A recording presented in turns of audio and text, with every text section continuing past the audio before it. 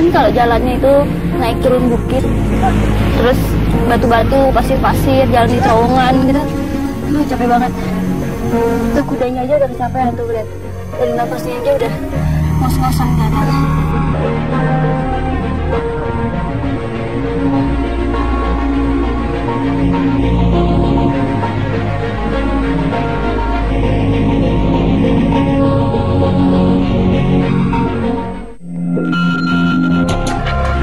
Rampi terletak sejauh 500 km sebelah utara ibu kota Sulawesi Selatan, Makassar. Musim panen telah berakhir, namun pohon kemiri masih menjatuhkan buahnya. Haryani pun tidak mau menyia-nyiakan kesempatan ini. Butir demi butir biji kemiri dikumpulkan sampai memenuhi keranjang. Pohon kemiri berusia puluhan tahun ini menjadi sumber penghidupan Haryani beberapa tahun belakangan. Umur Haryani sendiri sudah tidak muda lagi, 60 tahun. Setiap biji kemiri yang dikumpulkan kemudian dipisahkan dari kulitnya yang keras dengan cara menumbuk dengan batu. Terpaksa dipecah karena tidak ada lagi untuk dibelikan kebutuhan di rumah. Begitu. Ini sudah biasa Ibu lakukan? Iya. Karena suami sudah tidak kuat cari uang. Jadi pekerjaan yang bisa saya bantu untuk suami, penunjang di rumah tangga ini sejak melalui ini kemiri. Tinggal di atas tanah subur tidak serta-merta membuat warga Rampi sejahtera. Karena tidak ada lapangan kerja lain, warga harus mengais sisa-sisa hasil kebun untuk bertahan hidup. Untuk menjual biji kemiri, Haryani tidak ambil pusing. Ia menjualnya kepada pengumpul yang ada di warung dekat rumah dengan harga yang sangat murah, yakni Rp3.000 per kilogram. Atau 75% lebih murah dibandingkan harga pasaran kemiri saat ini. Di warung ini, warga juga bisa menukarkan hasil kebunnya dengan bahan kebutuhan pokok.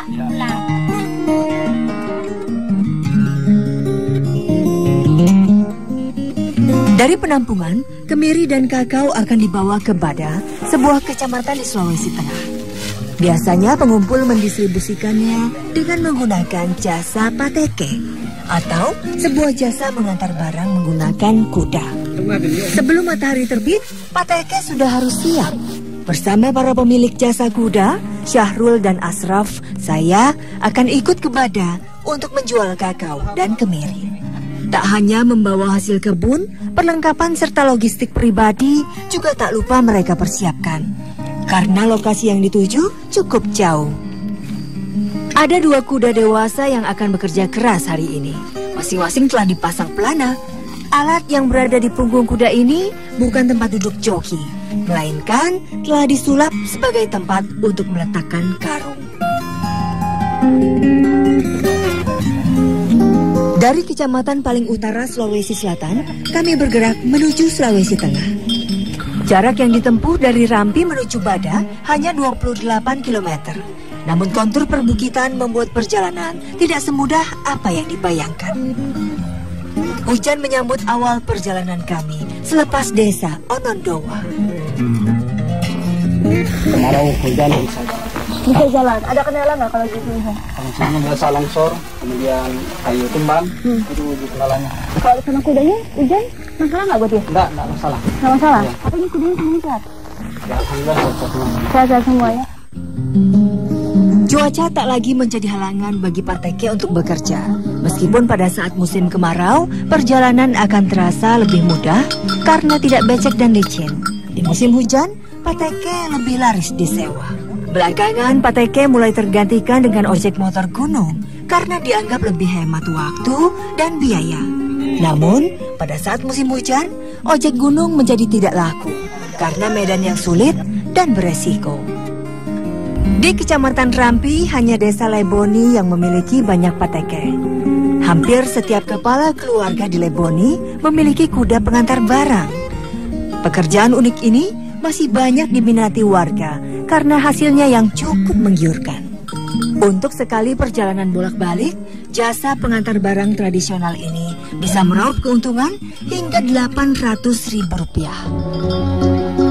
Kami kembali meneruskan perjalanan, menjauhi vegetasi savana menuju ke dalam hutan belantara di perbatasan Provinsi Sulawesi Selatan dan Sulawesi Tengah. 3 km jalur trek masih rata, bahkan bisa dikatakan belum ada apa-apanya. Pelan-pelan, tenaga saya mulai terkuras akibat mencoba mengejar langkah kaki kuda yang begitu cepat. Begitu pula dengan kecepatan berjalan Syahrul dan Ashraf yang tidak bisa saya imbangi, karena mereka harus selalu tetap berada di belakang kuda untuk mengawasi pergerakan mamalia ini. Untuk urusan tenaga, Syahrul dan Ashraf memang tidak bisa dibandingkan dengan saya. Otot kaki mereka sangat kuat dan telah terlatih sejak bekerja pateke 5 tahun lalu.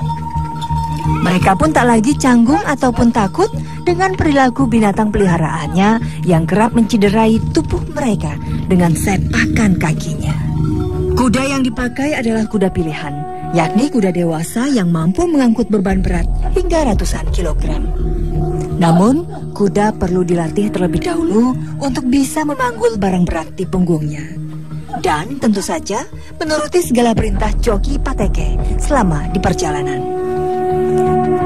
Semakin jauh kami berjalan, vegetasi hutan rapat terus menyapa kami. Perjalanan jalan setapak menjadi lebih sempit, yang tersedia hanya berukuran lebar 1 meter. Semakin jauh berjalan, derajat kemiringan tanah semakin besar. Kondisi ini berpengaruh pada stamina. Rasa letih pun tidak mampu lagi ditahan, padahal belum sampai setengah perjalanan. Aduh ampun, capek banget ya.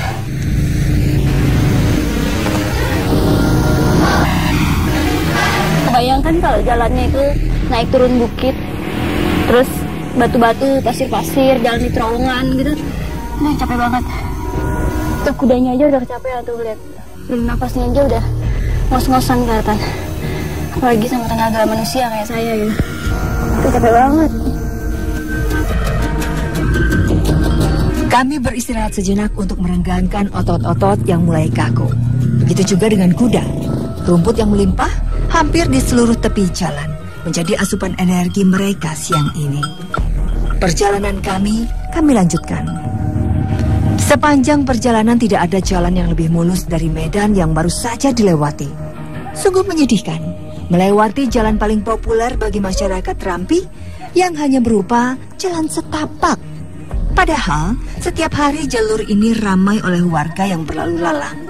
Mau tak mau, mereka melintasi rute ini untuk menjual hasil alamnya dan juga membeli barang kebutuhan pokok. Karena ini adalah rute paling dekat untuk bertransaksi keluar kecamatan Rampi. Capek banget. Saya salut sama pateke-patekenya.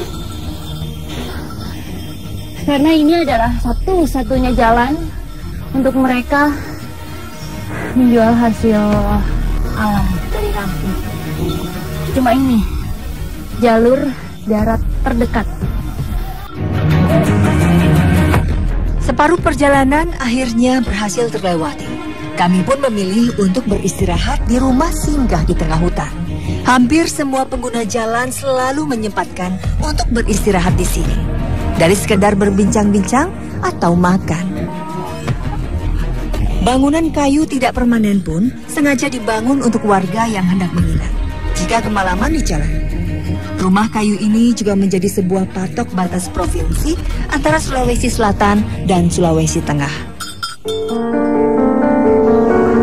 Di sini, saya berjumpa dengan Mary, perempuan usia senja yang tengah beristirahat. Ia dan kelima anggota keluarganya tengah kelelahan akibat berjalan kaki dari Bada menuju Rampi. Sakit juga di sini tuh. Saya duduk di jalan. Berapa kali ya? Berapa kali saya duduk di sana. Kita bilang, saya ini so capek. Tidak terlalu cepat berjalan.